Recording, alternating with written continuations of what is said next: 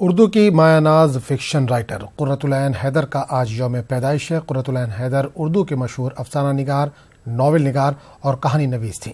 ان کے مشہور ناولوں میں آگ کا دریا، آخر شب کے ہم سفر، میرے بھی صنم خانے، چاندنی بیگم اور کار جہاں دراز ہے شامل ہیں۔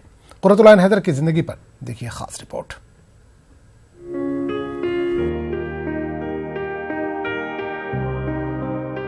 اردو کی ممتاز ترین خاتون، فکشن رائٹر، متعدد ناول، افسانے اور سوانحی کتابوں کی مصنف، پدم شری اور گیان پیٹھ اعزاز سے سرفراز قرۃ العین حیدر 20 جنوری 1927 میں اتر پردیش کے شہر علی گڑھ میں پیدا ہوئیں۔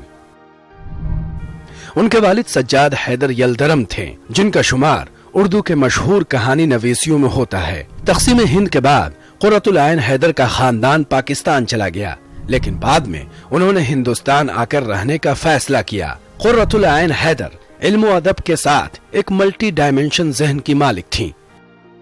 ذی وقار، صاحب حیثیت، معزز زمیندار گھرانے کی بیٹی تھیں۔ ان کی ابتدائی اور ثانوی تعلیم دہرادون، لاہور اور لکھنؤ میں ہوئی۔ دہرادون میں پرائیویٹ سے میٹرک کا امتحان امتیازی نمبروں سے پاس کیا۔ 1945 میں بی اے دہلی یونیورسٹی سے کیا۔ 1947 میں لکھنؤ یونیورسٹی سے ایم اے کیا۔ جدید انگریزی ادب کا کورس 1952 میں کیمبرج یونیورسٹی سے کیا۔ آرٹ کی تعلیم government school of art Lucknow سے حاصل کی۔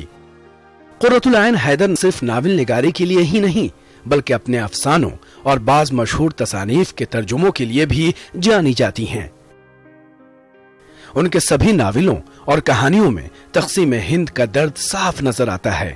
ان کے 2 ناولوں آگ کا دریا اور آخر شب کے ہم سفر کو اردو ادب کا شاہکار مانا جاتا ہے۔ آخر شب کے ہم سفر کے لیے 1989 میں انہیں ہندوستان کے سب سے باوقار ادبی اعزاز گیان پیٹھ انعام سے بھی نوازا گیا، جبکہ ہندوستانی حکومت نے انہیں 1985 میں پدم شری اور 2005 میں پدم بھوشن جیسے اعزازات بھی دیے۔ 11 سال کی عمر سے ہی کہانیاں لکھنے والی قرۃ العین حیدر کو اردو ادب کی ورجیانہ وولف کہا جاتا ہے۔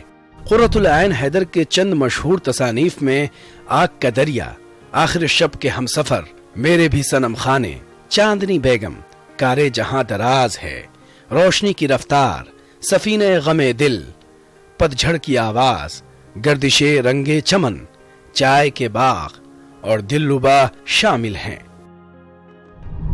قرۃ العین حیدر کا 21 اگست 2007 کو دہلی میں طویل علالت کے بعد انتقال ہو گیا۔ Bureau report, news 18 Urdu.